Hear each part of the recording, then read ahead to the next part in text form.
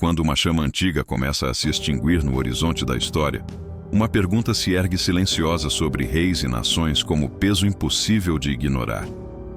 O que acontece quando Deus continua falando, mas os homens já não desejam mais ouvir? O livro de 2 Reis se abre não com novos começos, mas com continuidade solene de uma crise que já amadureceu por gerações. Israel já perdeu parte de sua força. Judá permanece de pé por fidelidade à promessa, não por mérito próprio. Profetas ainda caminham entre reis, mas suas vozes começam a soar cada vez mais como últimos avisos antes do colapso. O tempo da paciência divina ainda existe, mas já não se estende indefinidamente. Cada decisão agora pesa como sentença antecipada. Cada escolha ecoa além do presente e alcança destinos ainda não revelados. A história entra em sua fase final, onde restauração e destruição caminham lado a lado com intensidade crescente. O céu continua governando, mas a terra começa a acolher com mais rapidez aquilo que foi semeado ao longo de séculos. A chama profética ainda arde, mas sabe que seu tempo está prestes a se transformar. Pois todo ciclo que se aproxima do fim exige revelações mais claras, juízos mais diretos e promessas ainda mais profundas. Assim se abre este segundo livro dos reis, não como relato de glórias, mas como preparação para o maior desfecho da monarquia israelita. A jornada agora não é de expansão, mas de sobrevivência espiritual. E tudo começa com a partida de um profeta que marcou uma era inteira. Elias, o homem que fechou o céu e fez descer fogo do alto, caminha agora em seus últimos dias pela terra. Ele percorre com Eliseu os mesmos lugares onde a história da aliança começou a se formar: Gilgal, Betel, Jericó, Jordão. Cada parada carrega memória, cada passo carrega despedida. Eliseu se recusa a deixá-lo, mesmo sabendo que o momento da separação se aproxima. Profetas observam de longe, conscientes de que algo extraordinário está prestes a acontecer. No Jordão, Elias fere as águas com seu manto, e o rio se abre como nos dias de Moisés e Josué. O passado se reencontra com o presente, confirmando que o mesmo Deus continua governando todas as eras. Eliseu pede herança espiritual, porção dobrada do espírito profético. Elias aponta para o céu, lembrando que todo poder verdadeiro vem do alto. Então, de forma repentina e gloriosa, um carro de fogo corta os céus, cavalos celestiais separam os dois, e Elias é tomado em redemoinho diante dos olhos do discípulo. A terra perde um profeta, mas o céu confirma a continuidade. Eliseu recolhe o manto que cai, atravessa novamente o Jordão, e a presença divina se manifesta com a mesma autoridade. Aqui se revela uma lei silenciosa do reino. Deus nunca encerra uma obra sem levantar quem a continue. A chama não se apaga, ela apenas muda de mãos.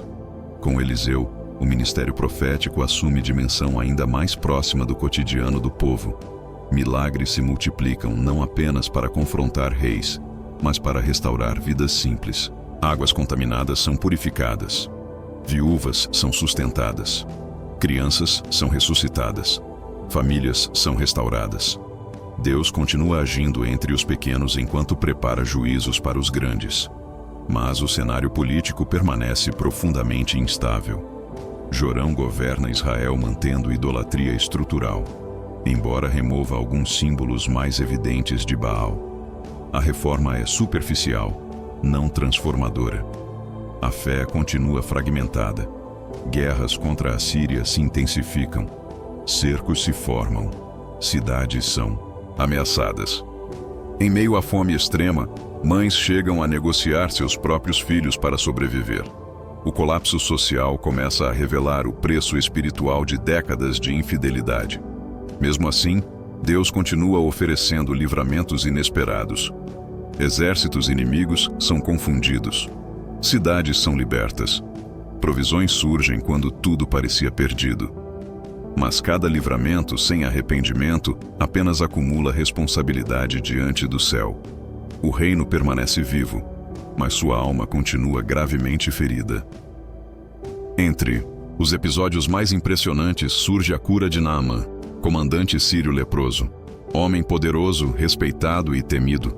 Ele se aproxima de Israel não em busca de vitória militar, mas de cura impossível. Eliseu sequer sai para recebê-lo.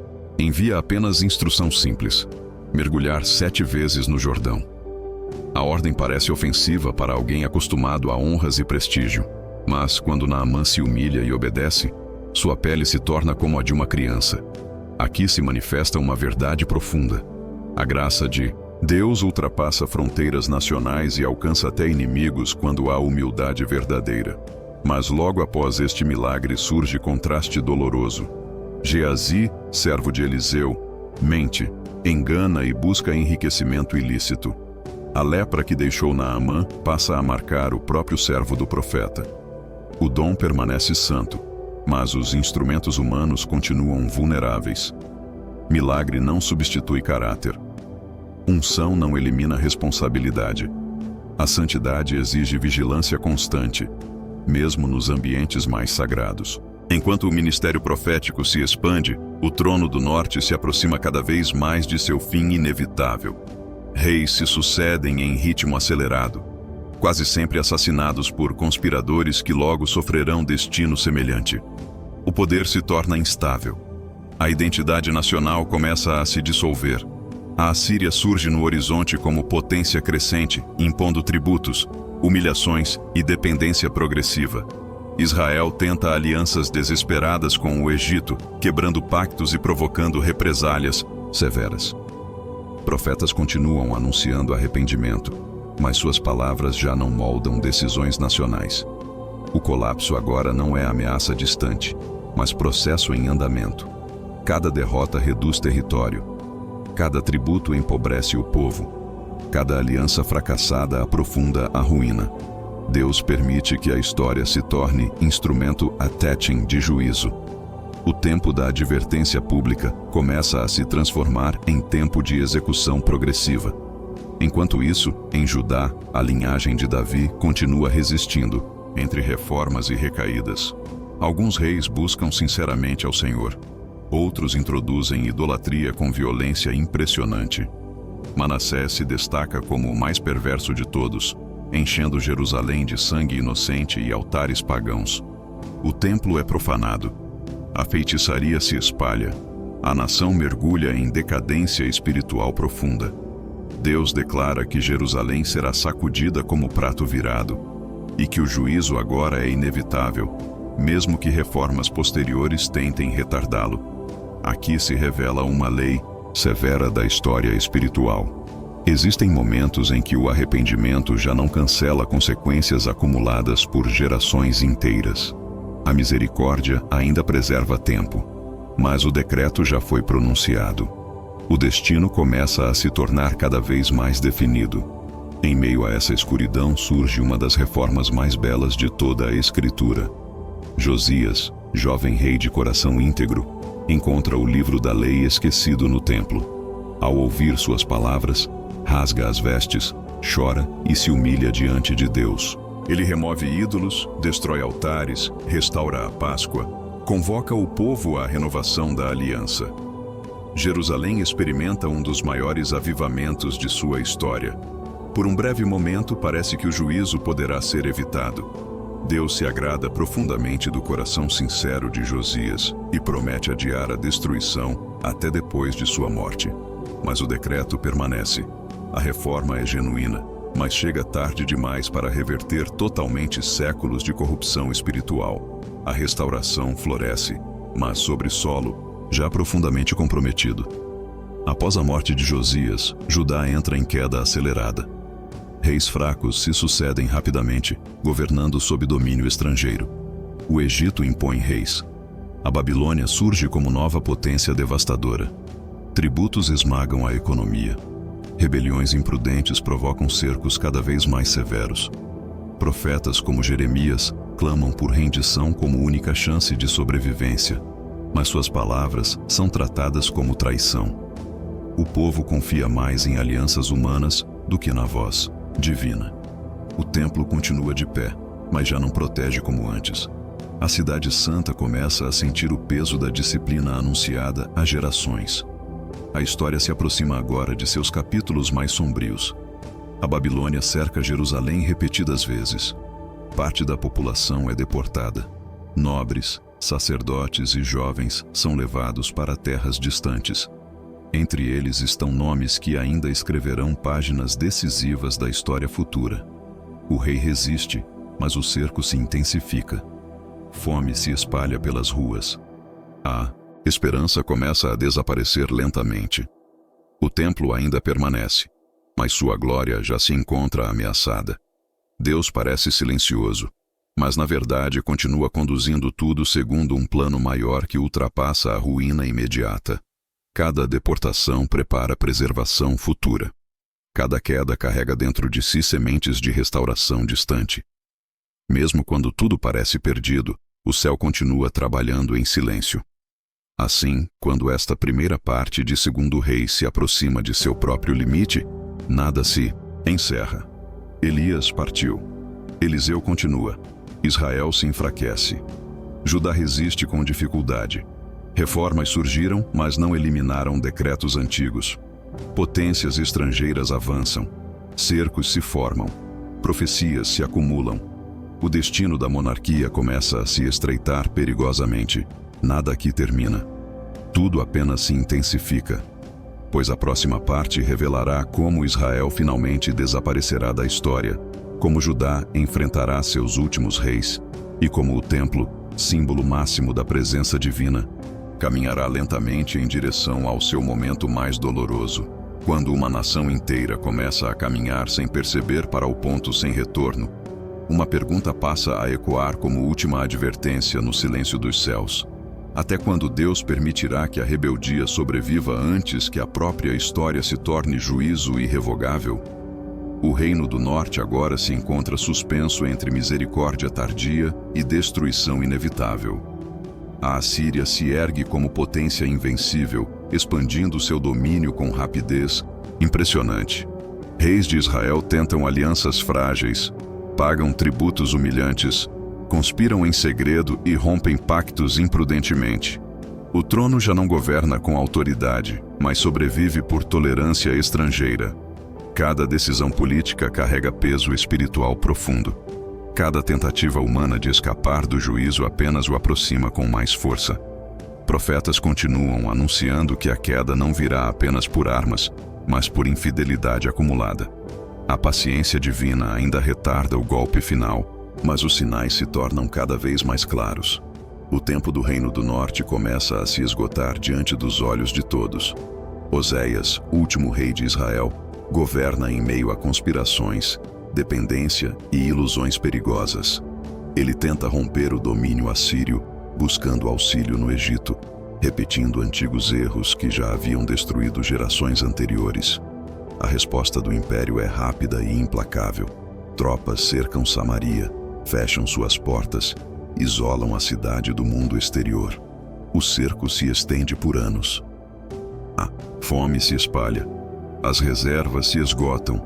O desespero cresce silenciosamente em cada casa. O povo resiste não por esperança, mas por medo. Nenhuma aliança chega. Nenhum milagre acontece. O céu permanece em silêncio solene. Aqui se revela uma das cenas mais dolorosas da história bíblica.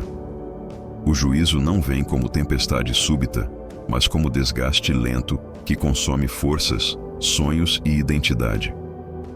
Quando Samaria finalmente cai, o Reino do Norte deixa de existir para sempre. Homens, mulheres e crianças são deportados para terras distantes. Povos estrangeiros ocupam suas cidades. As 10 tribos desaparecem como entidade nacional. Cumpre-se o decreto que profetas anunciaram por gerações inteiras. Israel caiu não apenas por espada, mas por abandono da aliança. Uma nação inteira se desfaz diante da história. O autor de 2 Reis faz questão de registrar com clareza a razão desta queda irreversível. Não foi a força da Assíria que destruiu Israel, mas a persistência na idolatria, a rejeição dos profetas, a imitação das nações pagãs e e o desprezo sistemático pela lei do Senhor. Altares estranhos, sacrifícios proibidos, feitiçarias, injustiça social e corrupção moral formaram lentamente a base invisível da ruína. O exílio não é apresentado como acidente político, mas como consequência espiritual direta. Aqui se revela um princípio profundo da teologia bíblica. Nações não caem apenas por fraqueza militar, mas por colapso espiritual interno. A dispersão de Israel se torna advertência eterna para todas as gerações futuras. A aliança foi quebrada repetidas vezes. O juízo finalmente se consumou. Mas, mesmo na destruição, a misericórdia não desaparece completamente. Remanescentes sobrevivem. A promessa não é anulada. Ela apenas se concentra agora em Judá, último guardião visível da esperança. Com a queda de Israel, o foco da história se volta quase inteiramente para Jerusalém. Judá agora carrega sozinho o peso da aliança, do templo e da linhagem de Davi. O perigo se aproxima, rapidamente. A Assíria, embriagada por vitórias, volta seus olhos para o reino do sul. Mas neste momento, surge um rei diferente de todos os anteriores. Seu nome é Ezequias. Desde o início de seu reinado, ele decide romper radicalmente com a idolatria institucionalizada. Altares são destruídos, imagens quebradas, santuários pagãos eliminados. O próprio objeto de bronze feito nos dias de Moisés, agora transformado em ídolo, é reduzido a pó. O culto é centralizado novamente em Jerusalém. A fé volta a ocupar o centro da vida nacional. Aqui se manifesta um dos raros momentos de fidelidade plena na história da monarquia. Ezequias confia no Senhor como nenhum rei antes dele. Sua reforma não é superficial, mas profunda e abrangente.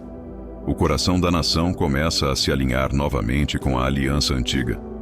Mas justamente neste momento de renovação espiritual, o maior teste militar de toda a história de Judá se aproxima silenciosamente. Senaqueribe, rei da Assíria, invade o território de Judá com exércitos imensos. Cidades fortificadas caem uma a uma. O cerco se fecha lentamente ao redor de Jerusalém. Em vez de atacar imediatamente, o inimigo lança guerra psicológica devastadora. Emissários insultam o Deus de Israel publicamente, zombam da fé do povo, ameaçam destruição total. O discurso é calculado para destruir esperança, antes de destruir muralhas. Ezequias entra no templo, rasga as vestes e derrama sua angústia diante de Deus. O profeta Isaías traz resposta clara do céu. Jerusalém não cairá. O rei assírio não entrará na cidade. A batalha não será vencida por espada humana. Naquela noite, o anjo do Senhor percorre o acampamento inimigo e derrota milhares sem que uma flecha seja disparada. Senaqueribe retorna humilhado à sua terra e morre assassinado por seus próprios filhos. Aqui se revela uma das intervenções mais extraordinárias de toda a Escritura. Quando a fé se torna absoluta dependência, o céu luta por aqueles que não podem mais lutar por si mesmos. Jerusalém é preservada não por força, mas por confiança total no Deus vivo. Pouco depois dessa vitória milagrosa, Ezequias adoece gravemente e recebe sentença de morte iminente. Ele ora com lágrimas sinceras, lembrando sua fidelidade diante de Deus. O céu responde com misericórdia surpreendente. 15 anos lhe são acrescentados. Um sinal cósmico confirma o milagre. Mas logo após esta bênção, surge uma falha perigosa. Em vez de glorificar a Deus, Ezequias se exalta diante de emissários babilônicos, exibindo tesouros e riquezas do reino. Isaías anuncia consequência solene. Tudo o que foi mostrado será levado para a Babilônia no futuro. Filhos da casa real servirão em terra estrangeira. Aqui se manifesta uma verdade sutil e profunda. Grandes vitórias não eliminam riscos futuros. Livramentos extraordinários não anulam vulnerabilidades humanas. A história começa silenciosamente a transferir o eixo do perigo da Assíria para a Babilônia. Um novo império começa a se levantar no horizonte, preparando o palco do próximo grande juízo. Após a morte de Ezequias, sobe ao trono Manassés, o mais perverso rei da história de Judá. Tudo o que seu pai destruiu, ele reconstrói com zelo ainda maior. Altares pagãos ocupam o templo, feitiçaria se espalha, sacrifícios humanos são praticados. Jerusalém se enche de sangue inocente, profetas são perseguidos e mortos. A idolatria atinge níveis jamais vistos. Deus declara que o juízo agora é irrevogável. Jerusalém será sacudida como prato virado. A cidade será entregue nas mãos de seus inimigos. Mesmo reformas futuras não cancelarão mais este decreto. Aqui se revela uma das leis mais severas da história espiritual. Existem momentos em que o acúmulo de pecado ultrapassa o ponto de reversão nacional. A misericórdia ainda preserva tempo, mas o destino já foi selado. A ruína de Jerusalém passa agora a ser apenas questão de quando, não mais de se acontecerá.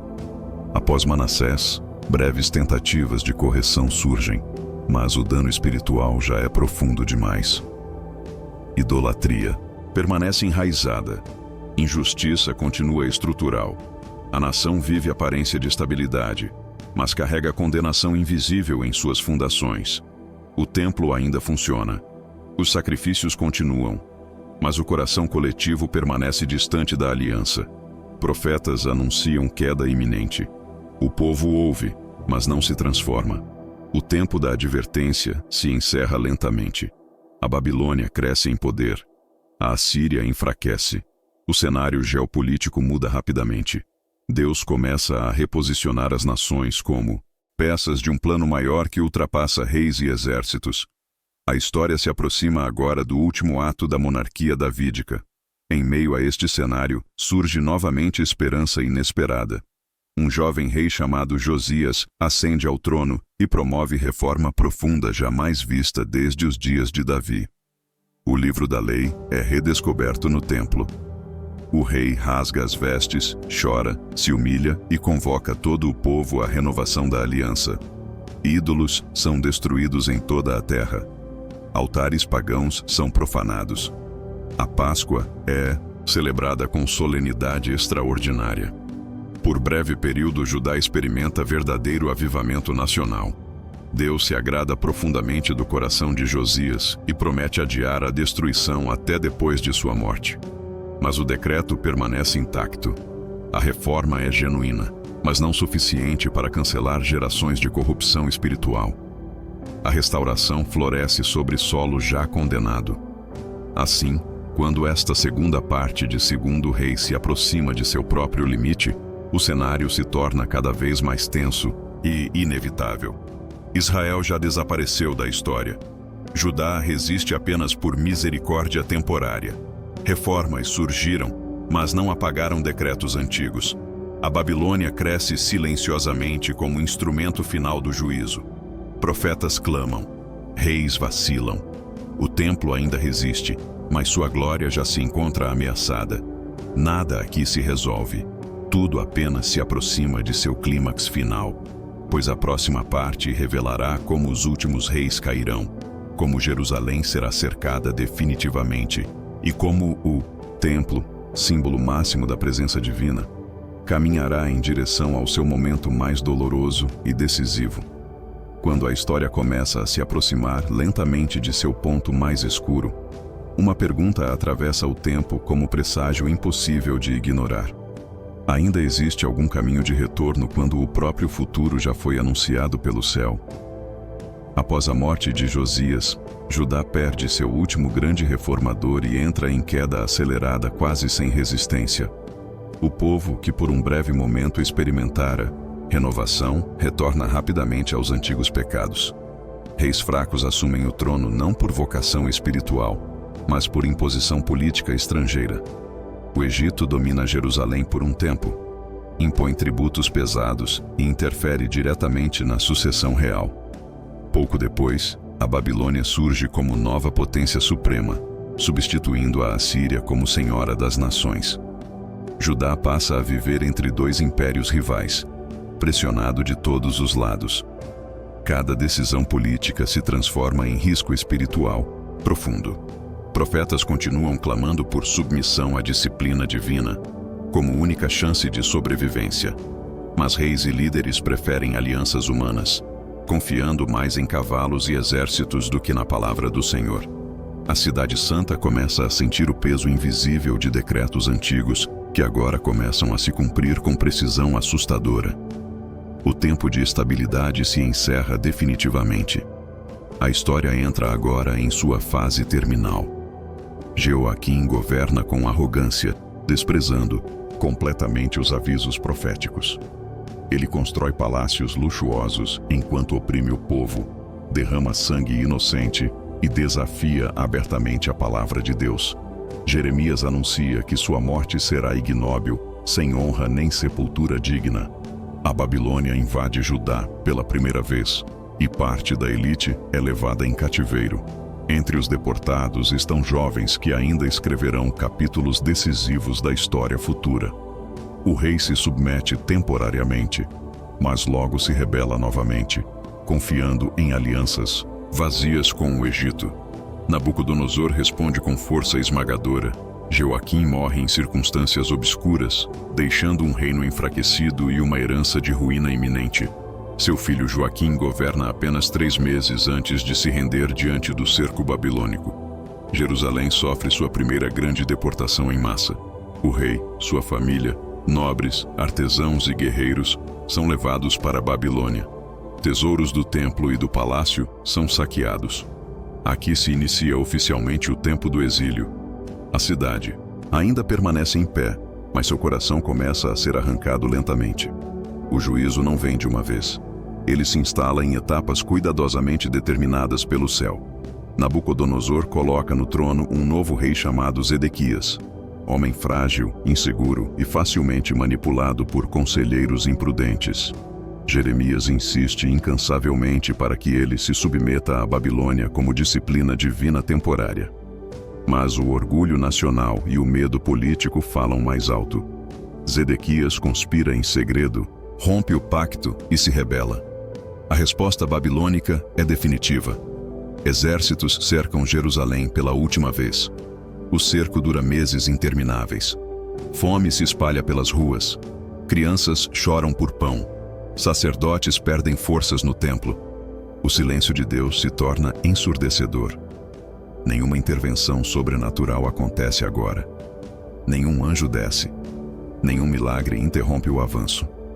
Aqui se revela uma das fases mais dolorosas da história sagrada. Quando o tempo da disciplina chega, até os milagres silenciam para que a justiça se cumpra plenamente. Jerusalém resiste até onde pode, mas suas forças se esgotam lentamente. Muralhas começam a ruir. Portas são arrombadas. O fim se aproxima de forma inevitável. Quando os babilônios finalmente rompem as defesas, Zedequias foge durante a noite tentando escapar pelo deserto, mas é capturado nas planícies de Jericó e levado diante de Nabucodonosor. Seus filhos são mortos diante de seus olhos como última visão de sua vida. Em seguida, seus próprios olhos são arrancados.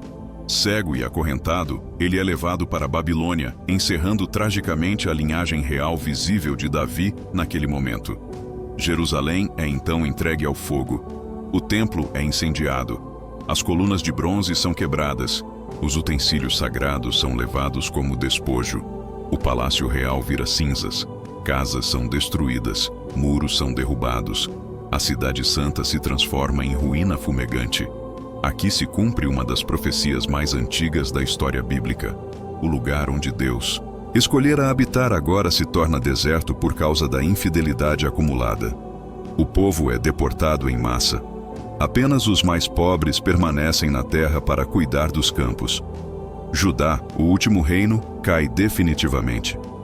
A monarquia se encerra após séculos de história. O silêncio começa a tomar conta da paisagem sagrada. Um governador chamado Gedalias é deixado para administrar os poucos que ficaram na terra. Por breve momento surge esperança de reorganização pacífica, mas conspirações surgem rapidamente. Gedalias é assassinado por homens da própria nação. O restante do povo foge para o Egito, levando consigo Jeremias à força. Judá se esvazia quase completamente. A terra prometida, outrora cheia de vida, agora repousa em solidão profunda. Aqui se manifesta uma das imagens mais trágicas de toda a Escritura. A herança conquistada com milagres agora permanece vazia, por causa da rebeldia persistente. A história parece ter chegado ao fim definitivo. Reis desapareceram. Trono foi destruído. Templo virou ruína. Cidade virou cinzas. O povo está disperso entre nações estranhas. Tudo aquilo que definia Israel como nação parece ter sido arrancado pela raiz. Mas mesmo neste cenário de devastação absoluta, uma pergunta silenciosa continua ecoando no coração do plano divino. A promessa morreu junto com a monarquia, ou ela apenas entrou em sua fase mais profunda de transformação? No exílio, a vida começa novamente em terras estranhas. Judeus aprendem novas línguas, novos costumes, novas formas de sobreviver longe de sua pátria. Profetas continuam falando, agora não mais em palácios, mas entre deportados. Visões surgem à beira de rios estrangeiros. Deus mostra que sua presença não está limitada a muros queimados, nem a templos destruídos. Ele acompanha seu povo mesmo em terras de humilhação. Aqui se revela uma verdade essencial da teologia bíblica. A presença de Deus não depende de edifícios, mas de aliança viva. O exílio não é abandono definitivo, mas disciplina pedagógica destinada a purificar a fé de idolatrias profundas.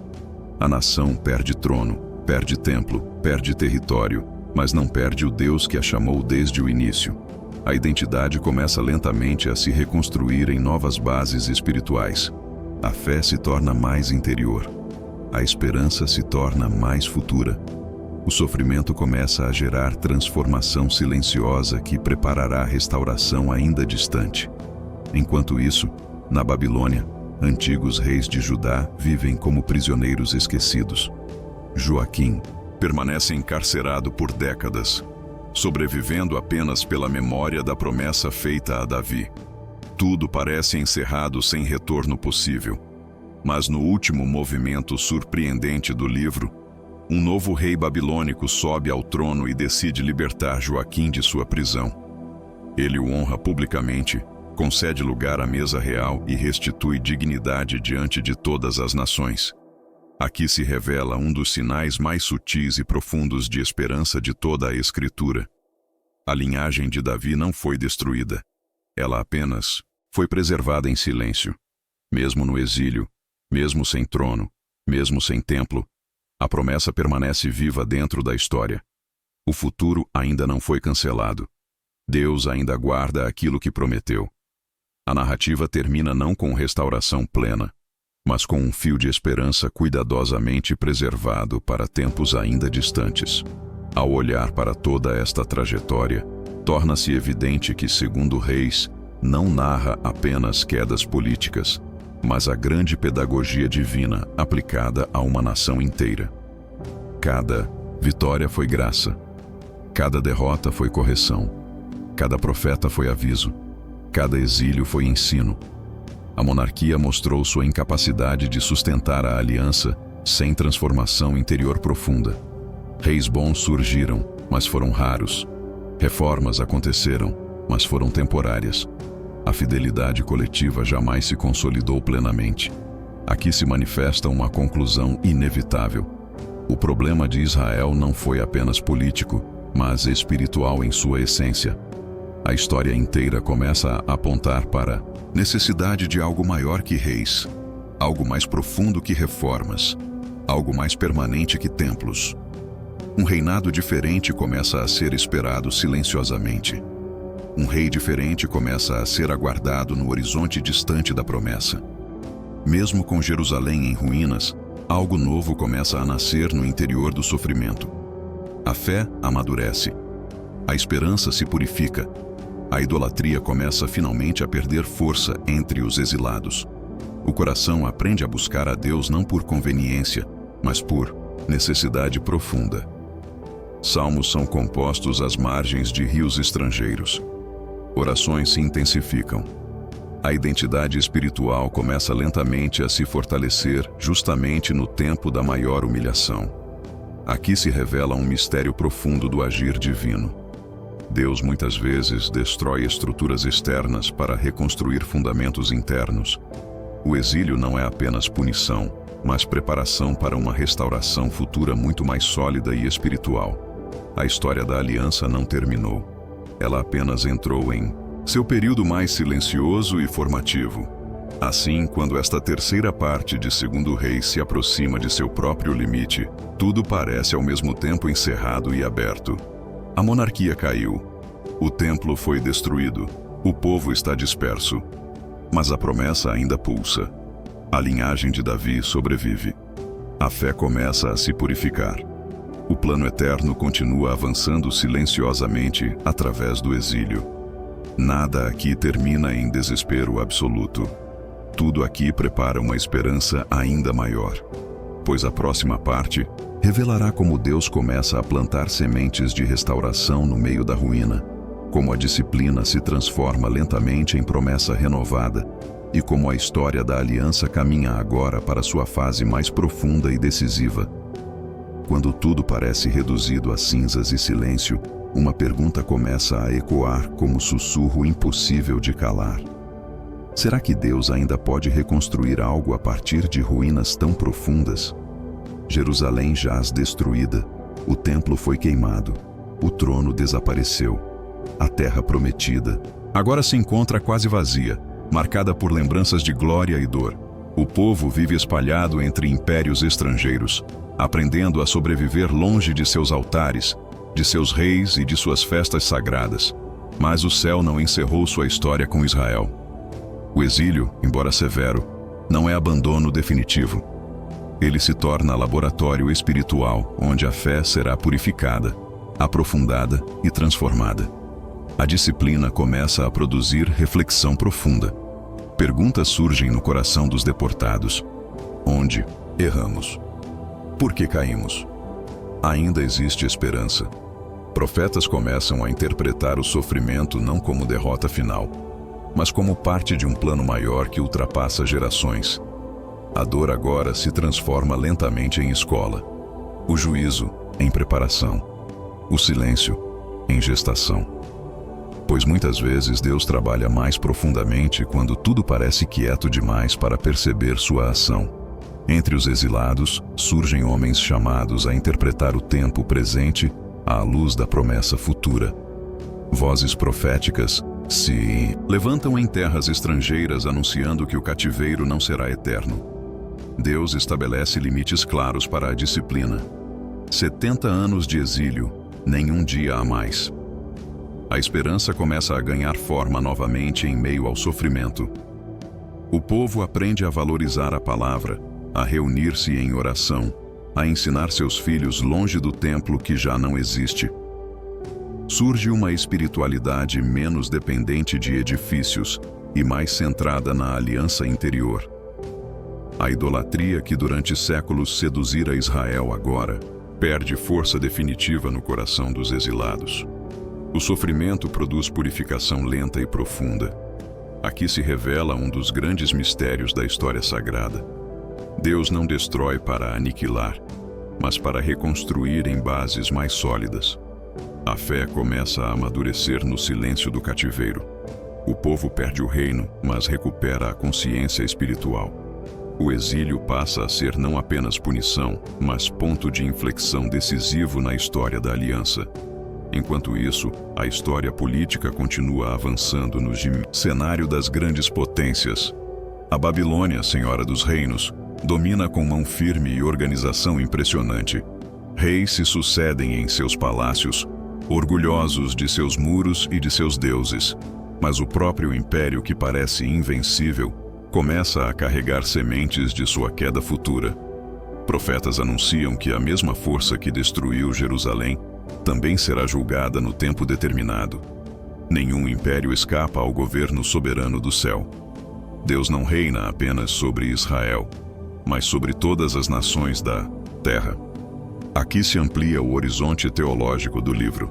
O Senhor não é apenas Deus local, mas Rei universal que conduz a história dos povos segundo seus propósitos eternos. A queda de Jerusalém não foi vitória definitiva da Babilônia, mas etapa dentro de um plano mais amplo de redenção. O mundo continua se movendo sob direção invisível que poucos percebem. O sofrimento de um povo começa a preparar transformação que alcançará muito além de suas fronteiras originais. No coração dos exilados, a memória de Davi e da promessa real permanece viva como chama quase invisível. Histórias antigas são recontadas nas noites longas de saudade. Salmos são cantados à beira dos rios estrangeiros. A pergunta que não se cala é sempre a mesma: onde está agora o trono que Deus prometeu estabelecer para sempre? A libertação de Joaquim da prisão babilônica permanece como sinal discreto, mas poderoso. A linhagem real não foi extinta. Ela sobrevive em silêncio, guardada longe dos holofotes da história. Aqui se revela um princípio central do agir divino. Quando a promessa parece enterrada, ela está apenas sendo protegida em lugar oculto até o tempo oportuno. O plano não depende de visibilidade constante. Ele avança muitas vezes em segredo, preparando futuras revelações que ainda não podem ser compreendidas. A esperança permanece viva, ainda que sem forma definida. O futuro começa a ser aguardado não mais como restauração política imediata, mas como intervenção divina muito mais profunda e definitiva. O livro de 2 Reis, ao narrar esse desfecho trágico, não pretende apenas registrar fatos históricos, mas ensinar lições espirituais que atravessam séculos. Cada rei é avaliado não por conquistas militares, mas por fidelidade à aliança. Cada reforma é medida não por duração, mas por profundidade. Cada queda é explicada não por estratégia inimiga, mas por ruptura interior. Aqui se constrói uma teologia da história que transforma eventos políticos em sinais espirituais. O povo aprende que sua verdadeira segurança nunca esteve em muralhas, exércitos ou alianças, mas na obediência viva ao Deus que os escolheu. A monarquia fracassou não por falha administrativa, mas por incapacidade espiritual. Nenhum sistema humano conseguiu sustentar a aliança sem transformação do coração. A narrativa começa agora a apontar com clareza para a necessidade de algo radicalmente novo. Um tipo de liderança diferente. Um reinado que não dependa de sucessões frágeis. Uma obediência que não oscile entre reformas e recaídas. O anseio por redenção começa a ganhar contornos cada vez mais nítidos. No exílio, os olhos começam lentamente a se voltar menos para o passado perdido e mais para o futuro prometido. Profecias falam de retorno, reconstrução e restauração, mas falam também de algo ainda maior. Um servo sofredor, um rei justo, um pacto renovado escrito não em pedras, mas no coração. O horizonte da esperança se amplia além da simples volta à terra. O povo começa a compreender que a verdadeira restauração não será apenas política, mas espiritual em sua essência. A história da aliança entra agora em fase de maturação profunda. O sofrimento refina expectativas. A humilhação prepara transformação. A ausência do templo desperta fome por presença divina mais íntima. Aqui se inicia silenciosamente a transição mais importante de toda a revelação bíblica. Da esperança nacional para a esperança messiânica, do reino terreno para reino eterno, do trono visível para reinado invisível que ainda será revelado no tempo apropriado. Ao mesmo tempo, Deus preserva cuidadosamente registros, genealogias, tradições e memórias que manterão viva a identidade do povo durante décadas de dispersão. Sacerdotes ensinam, escribas escrevem, pais transmitem histórias aos filhos. A palavra se torna agora principal templo do povo. A lei passa a ser centro da vida espiritual. O exílio transforma Israel de nação política em comunidade espiritual preparada para a nova etapa da história redentora. Aqui se revela outra verdade profunda. Deus muitas vezes permite que estruturas sejam destruídas para fortalecer fundamentos invisíveis que sustentarão gerações futuras.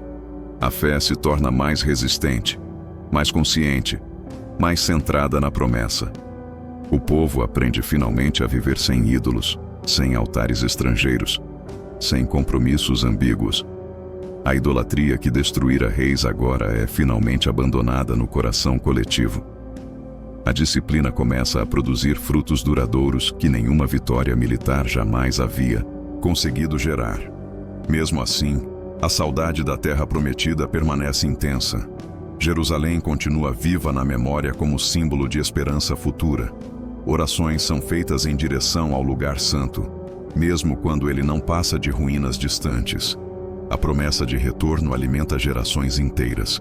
Deus começa a mover lentamente engrenagens da história para preparar libertação futura.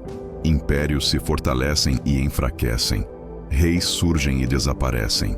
A Babilônia, que parecia eterna, começará em breve a conhecer sua própria queda. Aqui se manifesta mais uma vez o governo absoluto do céu sobre o curso das nações.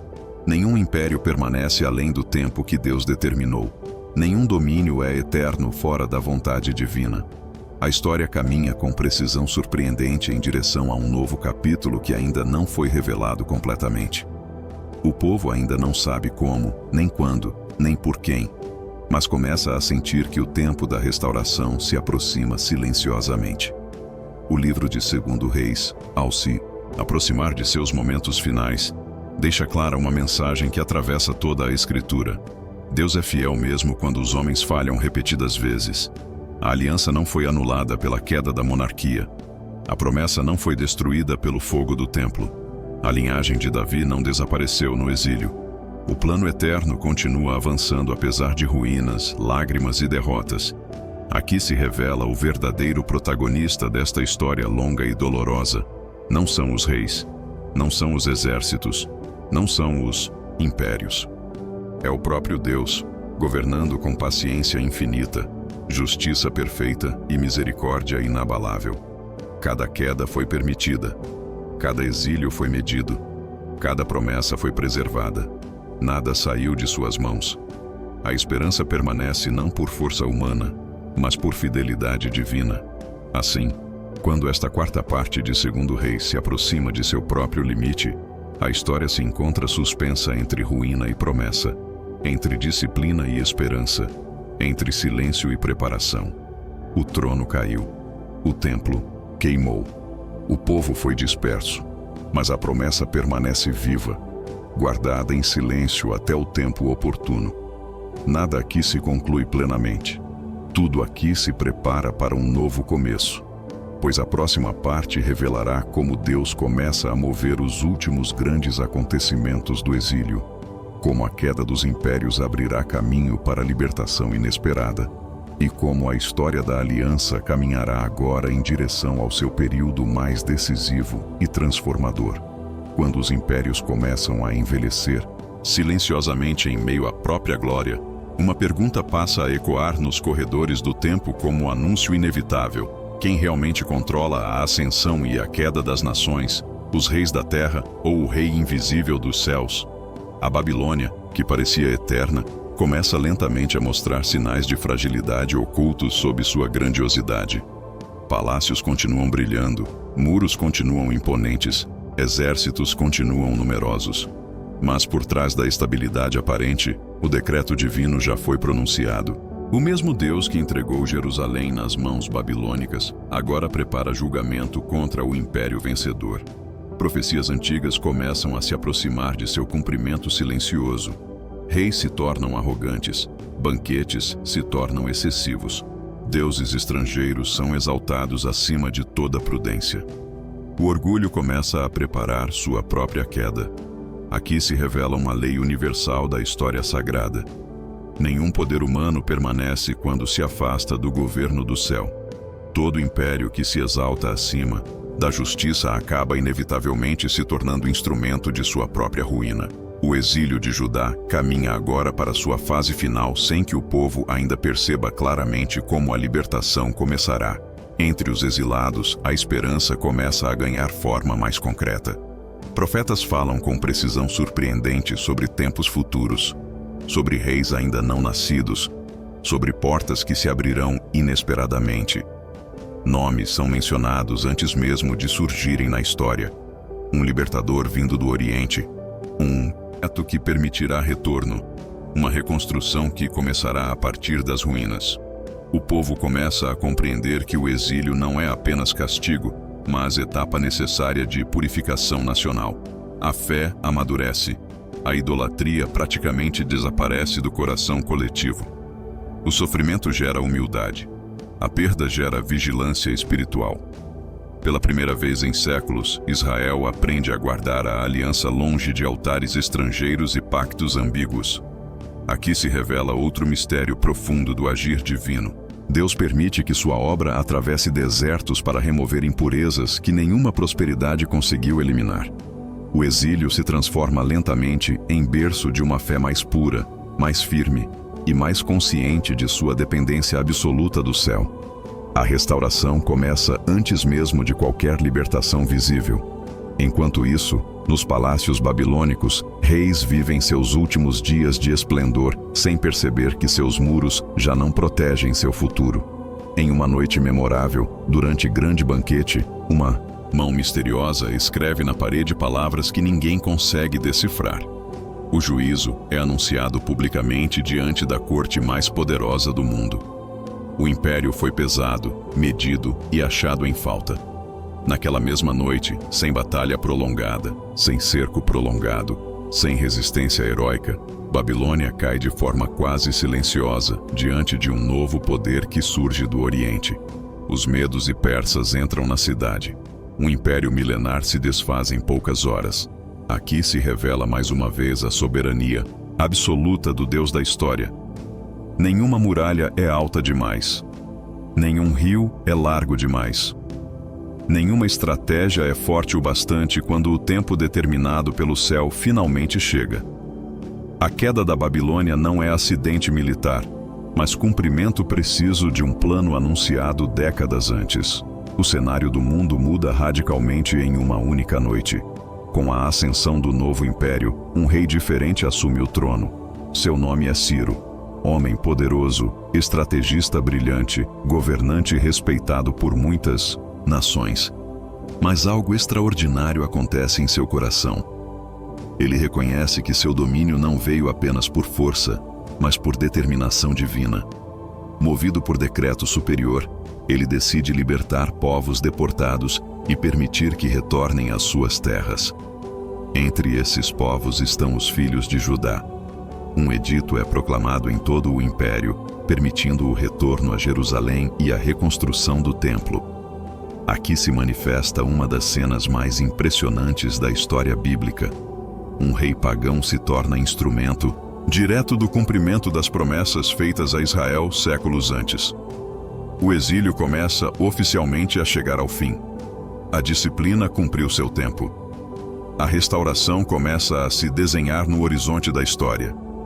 O povo ainda está disperso, mas agora sabe que a porta da esperança finalmente se abriu. O plano divino avança por caminhos inesperados, usando reis estrangeiros para cumprir alianças eternas. Mesmo antes do retorno em massa, sinais de restauração espiritual já se manifestam entre os exilados. Famílias se organizam, genealogias são preservadas com cuidado, sacerdotes se preparam. Escribas registram histórias e leis com zelo renovado. O povo começa a sonhar novamente com Jerusalém, não apenas como cidade reconstruída, mas como centro espiritual restaurado. A esperança deixa de ser abstrata e se torna expectativa concreta. Aqui se revela outro aspecto profundo do agir divino. Deus não restaura apenas muros, mas identidade. Não reconstrói apenas cidades, mas vocações. O retorno que se aproxima não será simples movimento político, mas renascimento espiritual nacional. O povo que saiu para o exílio como nação idólatra começará a voltar como comunidade profundamente consciente da aliança. O sofrimento transformou o caráter. A disciplina produziu discernimento. A promessa começa agora a se aproximar novamente da terra prometida. Ao olhar para trás, torna-se claro que toda a trajetória narrada em 2 Reis seguiu lógica espiritual precisa. Glória levou à soberba. Soberba levou à idolatria. Idolatria levou à injustiça. Injustiça levou à queda. A queda levou ao exílio. O exílio levou à purificação. A purificação prepara agora a restauração. Cada etapa foi necessária. Cada dor teve propósito. Cada perda abriu caminho para algo maior. Aqui se revela uma das chaves centrais da teologia bíblica. Deus não governa apenas eventos isolados, mas processos longos que moldam povos inteiros. O objetivo nunca foi apenas manter um reino, mas formar um povo capaz de receber promessas ainda maiores. A monarquia falhou. O templo caiu. Mas a fé amadureceu como jamais havia amadurecido antes. O futuro agora começa a se abrir diante de uma geração diferente daquela que saiu de Jerusalém em correntes. Mesmo assim, a restauração que se aproxima não será simples nem imediata. Muitos exilados já se estabeleceram confortavelmente em terras estrangeiras. Nem todos desejarão retornar. Outros encontrarão ruínas em vez de cidades, campos devastados em vez de vinhas, inimigos em vez de aliados. A reconstrução exigirá coragem, perseverança e fé profunda. Deus prepara não apenas libertação, mas também desafios novos que testarão a maturidade espiritual adquirida no sofrimento. Aqui se manifesta mais uma verdade essencial. Libertação não elimina provas. Restauração não dispensa vigilância. O retorno à promessa exigirá agora compromisso ainda maior do que aquele que foi perdido antes do exílio. O povo precisará aprender a guardar a aliança não apenas em tempos de crise, mas também em tempos de reconstrução e prosperidade futura. Enquanto o retorno começa a ser preparado, a história de 2 Reis se aproxima lentamente de seu encerramento literário, mas não de seu encerramento espiritual. O livro não termina com o templo reconstruído, nem com trono restaurado, nem com reino reerguido. Ele termina com promessa em suspenso, esperança preservada e futuro ainda aberto. Essa escolha narrativa é profundamente intencional. A história não pode ser fechada enquanto a promessa ainda não se cumpriu plenamente. O exílio terminou, mas a restauração plena ainda não chegou. O trono caiu, mas a linhagem permanece viva. O templo queimou, mas a presença de Deus continua acompanhando seu povo. Tudo permanece em transição, como se a própria Escritura convidasse o coração a esperar por algo ainda maior. Aqui se torna cada vez mais evidente que o centro desta história nunca foi apenas Israel como nação, nem Judá como reino, nem Jerusalém como cidade. O centro sempre foi a promessa feita a Davi. Um reinado eterno, um trono que não seria destruído, um descendente que governaria para sempre com justiça perfeita. Cada rei imperfeito intensificou essa expectativa. Cada queda ampliou esse anseio. Cada exílio aprofundou essa esperança. A história inteira começa agora a apontar com clareza crescente para um futuro messiânico que ultrapassa completamente os limites da monarquia humana. O fracasso dos reis prepara o caminho para um rei diferente. A ruína dos tronos prepara o caminho para um trono eterno.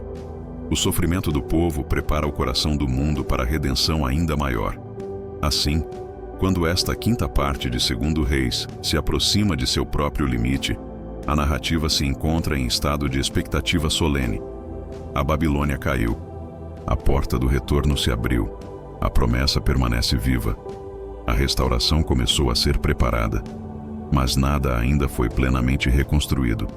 O templo ainda está em ruínas. Jerusalém ainda está vazia. O povo ainda está disperso. Nada aqui se conclui.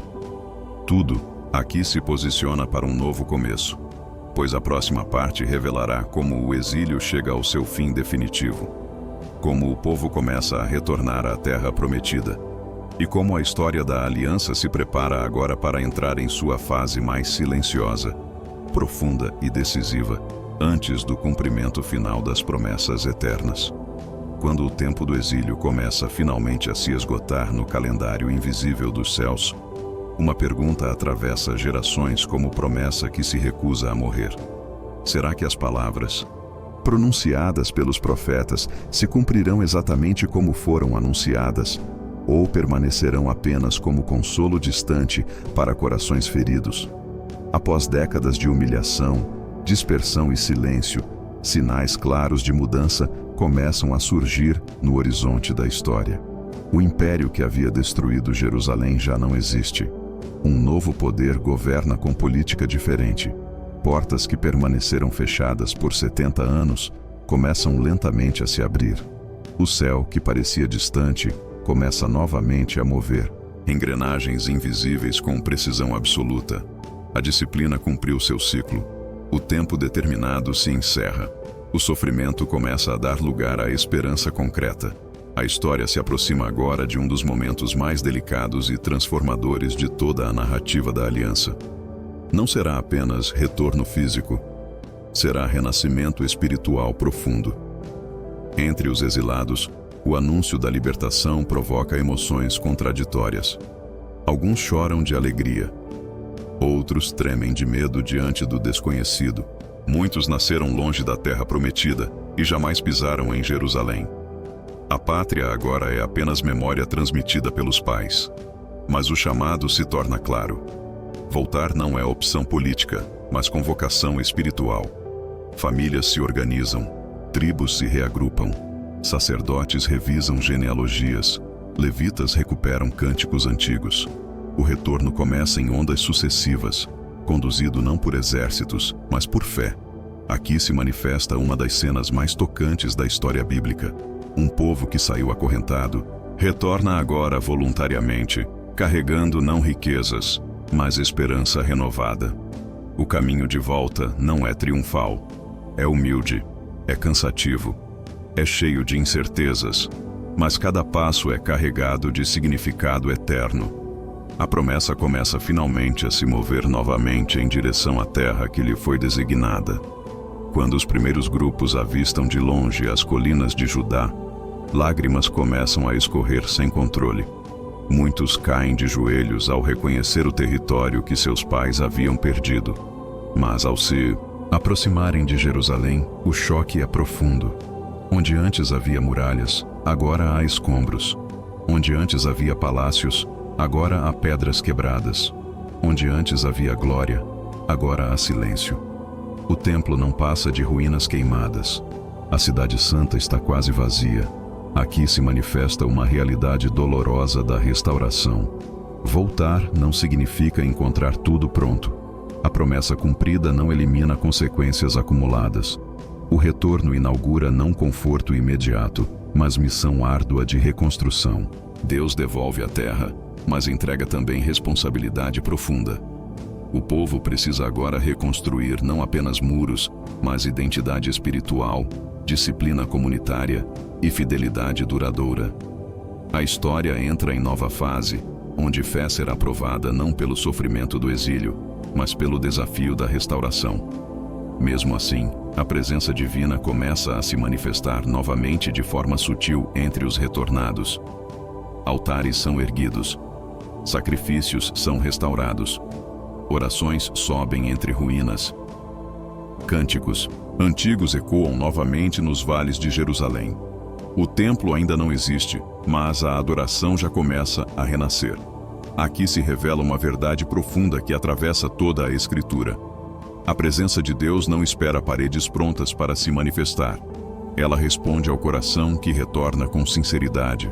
Antes mesmo da reconstrução física, ocorre reconstrução espiritual silenciosa. O povo aprende agora a valorizar aquilo que antes desprezara. A aliança deixa de ser tradição automática e se torna compromisso consciente. A fé que nasceu no exílio começa agora a florescer em solo restaurado. A disciplina cumpriu seu propósito. A idolatria quase desapareceu.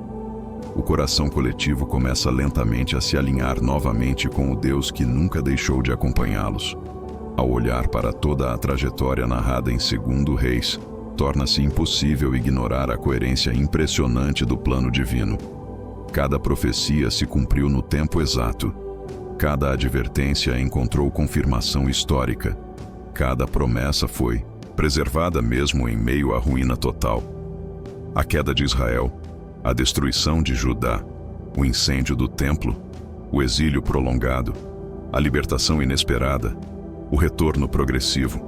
Nada ocorreu por acaso. Tudo seguiu uma linha invisível de propósito eterno.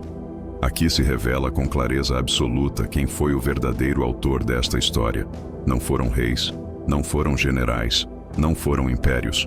Foi o próprio Deus conduzindo gerações inteiras por meio de disciplina, misericórdia, juízo e graça, até alcançar o ponto exato de maturação espiritual necessário para os próximos capítulos da redenção. Mesmo com o retorno iniciado, algo ainda permanece incompleto na narrativa. O trono de Davi não foi restaurado. Nenhum rei voltou a governar em Jerusalém. A monarquia não renasceu. O povo retorna como comunidade espiritual, não como nação soberana. Aqui se manifesta uma transição decisiva na história bíblica. O centro da esperança deixa de ser político e se torna definitivamente espiritual. O foco já não está mais em reis terrenos, mas em promessas futuras que ultrapassam fronteiras nacionais. O reinado aguardado já não se limita a Israel, mas se estenderá a todas as nações. A história começa agora a caminhar em direção a algo muito maior do que restauração territorial. Ela se orienta para cumprimento messiânico que ainda transformará completamente o curso da humanidade. O fracasso da monarquia prepara o caminho para um reinado eterno que não conhecerá queda nem exílio. O livro de 2 Reis encerra sua narrativa sem apresentar vitória final, sem coroações, sem reconstruções completas. Ele termina com esperança aberta, promessa preservada e futuro ainda em preparação. Essa escolha não é casual. A Escritura intencionalmente deixa a história incompleta para indicar que o verdadeiro desfecho ainda está por vir. A queda foi apenas capítulo intermediário. O exílio foi apenas disciplina temporária. O retorno foi apenas início de algo maior. O plano de Deus continua avançando além das páginas deste livro. A história da aliança ainda não atingiu seu clímax. O povo ainda aguarda seu rei definitivo. O mundo ainda aguarda a redenção plena. Tudo aqui aponta para capítulos que ainda serão escritos nos séculos seguintes. Aqui se torna evidente que, 2 Reis não é apenas registro do passado, mas preparação direta para toda a esperança futura da Bíblia. Ele mostra os limites da liderança humana, revela a insuficiência das reformas externas, demonstra a incapacidade dos reis de sustentar a aliança e, ao mesmo tempo, preserva cuidadosamente a promessa que conduzirá toda a história seguinte. O fracasso não destruiu a esperança. A ruína não cancelou a promessa. O exílio não anulou a aliança. Pelo contrário, tudo isso purificou, amadureceu e preparou o caminho para a manifestação ainda mais profunda da graça divina. A história da salvação entra agora em nova etapa, silenciosa, formativa, aparentemente comum, mas carregada de expectativa eterna. O povo retorna, reconstrói lentamente, reorganiza sua fé e aprende a viver novamente como comunidade da aliança. Mas no coração coletivo permanece uma pergunta que nenhuma restauração parcial consegue responder plenamente. Onde está o Rei prometido? Onde está o trono eterno? Quando se cumprirá a palavra que falou de um descendente de Davi que governaria para sempre? Essa expectativa começa agora a atravessar séculos como chama viva que jamais se apagará. Profetas continuarão anunciando, escritos continuarão apontando, gerações continuarão esperando. A história avança silenciosamente em direção ao momento em que a promessa finalmente se revelará em plenitude. Assim, quando esta sexta parte de 2 Reis se aproxima de seu próprio limite, a narrativa não termina em conclusão fechada, mas em transição solene. O exílio terminou. O retorno começou. A fé foi purificada. A promessa foi preservada. Mas o cumprimento final ainda está diante do futuro. Nada aqui se encerra definitivamente. Tudo aqui aponta para algo ainda maior. Pois a história da aliança continua avançando agora para seus próximos livros, seus próximos profetas, seus próximos anúncios, preparando lentamente o mundo para o maior cumprimento de todas as promessas feitas desde os dias antigos. E assim chegamos ao fim desta longa e profunda jornada, através do livro de 2 Reis. Uma história que não foi escrita apenas para registrar quedas de tronos e destruições de cidades, mas para revelar o modo paciente, justo e misericordioso com que Deus governa o curso da história humana. Desde os últimos dias de Elias até o retorno silencioso dos exilados, cada capítulo mostrou que nenhuma geração se perde fora do alcance da graça e que nenhuma ruína é profunda demais para impedir que a promessa continue viva. Reis surgiram e desapareceram, impérios se ergueram e ruíram, templos foram incendiados e cidades transformadas em pó. Mas a fidelidade de Deus permaneceu inabalável em cada etapa do caminho. A monarquia terminou, mas a aliança não foi anulada. O exílio castigou, mas também purificou. A destruição feriu, mas preparou restauração futura. Segundo Reis termina não com coroação, nem com reconstrução imediata, mas com esperança preservada em silêncio, como semente plantada em terra escura, aguardando o tempo certo para brotar. A linhagem de Davi continua viva. A promessa continua intacta. O reinado eterno ainda está por vir. E a história da redenção segue avançando, passo a passo, geração após geração, em direção ao seu cumprimento final. Agora eu quero saber de você. O que mais te marcou nesta história de 2 Reis? Qual momento falou mais profundamente ao seu coração? A queda de Jerusalém, o exílio ou o início da restauração? Escreva aqui nos comentários aquilo que você mais sentiu ao ouvir esta narrativa, mesmo que seja apenas uma palavra. Se esta mensagem fortaleceu sua fé, digite amém nos comentários. Compartilhe este vídeo com alguém que ama estudar a palavra de Deus e caminhar nas histórias da Bíblia. E se ficou alguma dúvida, reflexão ou pergunta, deixe aqui embaixo. Eu leio todos os comentários com muito carinho. Sua participação ajuda este vídeo a alcançar mais pessoas que precisam ouvir esta mensagem. Que Deus abençoe sua vida, fortaleça sua fé e conduza seus passos na luz da sua palavra. Até a próxima grande jornada bíblica.